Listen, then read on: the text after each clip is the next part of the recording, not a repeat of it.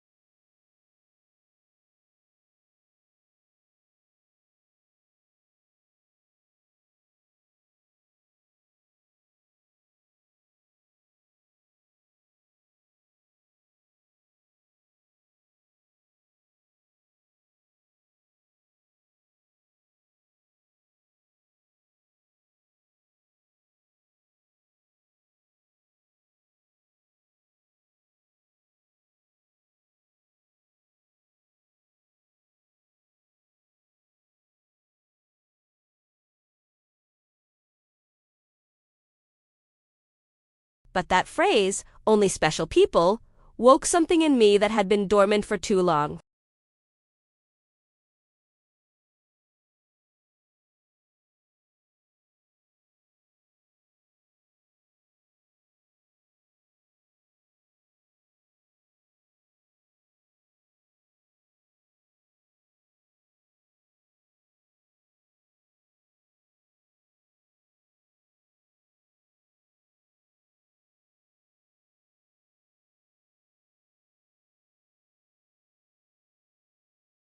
Between rent, food, gifts, medical costs, and car loans, the exact sum of my generosity was $33,400, given to 2 adults who couldn't even pretend to respect me. When Max called, I let it ring. When Lena called, I ignored it. I deleted Max's text demanding we talk. I went to the bank and walked straight to the branch manager. I told him I needed to cancel all automatic transfers and secure my accounts so no one else had access. He was surprised, given my history, but he processed the changes while my phone rang incessantly. The people on the other end sensed their financial support was disappearing, leaving the bank. I felt strangely light, as if I'd left an enormous burden behind. For the first time in years, my money was my own. But when I got home, I found 3 cars parked outside. Max, Lena, and a stranger. They had used the emergency keys I gave them to let themselves into my house. I opened my own front door to find Max with his head in his hands and Lena pacing anxiously. An older man was going through my personal documents on my dining table. She introduced the man as Mr. Fisher, a lawyer they had consulted. They claimed my decision to cut them off was concerning, treating me like I was confused simply because I decided my money was my own.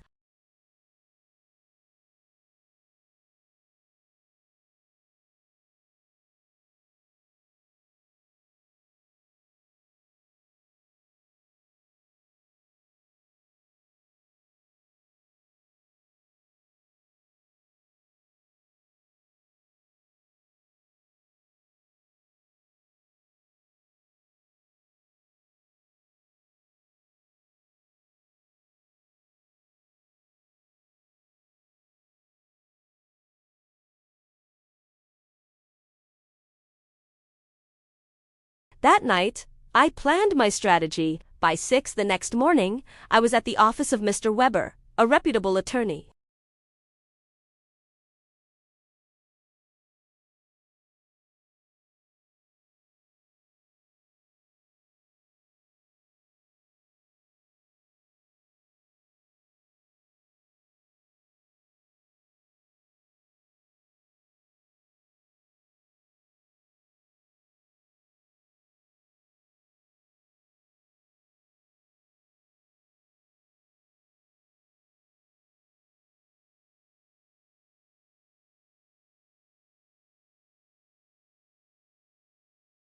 I bonded with my neighbor, Eleanor, who had witnessed the argument.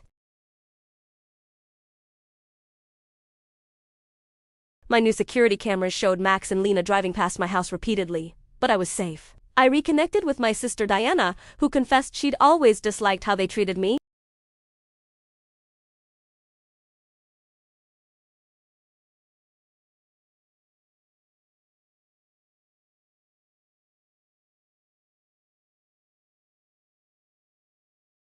She said there were reports I was vulnerable and behaving irrationally. I knew it was Lena's doing. I refused to speak without my lawyer present. When Mr. Weber arrived, he dismantled their accusations, showing the social worker that the only risk I faced was a family upset their funding had stopped. Mrs. Schmidt saw my clean home, my sharp mind, and my independence, and closed the case immediately. But Mr. Weber warned me this was a sign of their desperation. A formal court petition was likely next. He was right. Max and Lena were requesting a legal guardian be assigned to manage my affairs. They were willing to destroy my reputation and our relationship forever just to get my assets. But instead of fear, I felt an iron determination. We prepared for the hearing. We got a statement from a pharmacist who admitted Lena had misled him about my medical history. I underwent a professional evaluation that confirmed my cognitive function was excellent.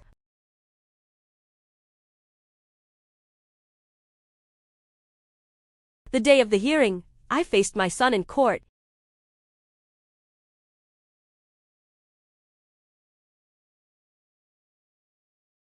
But when it was my turn, I stood tall.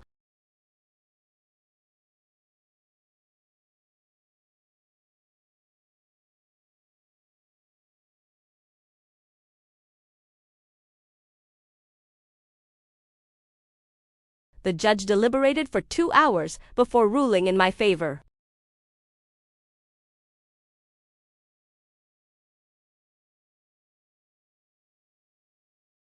As I left the courthouse, Lena looked at me with coldness. Max, with something that might have been regret.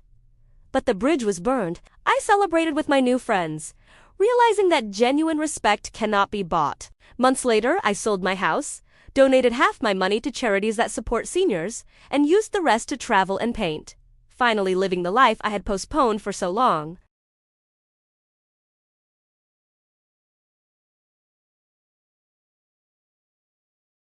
Thanks for listening. If this story resonated with you, please like and subscribe for more.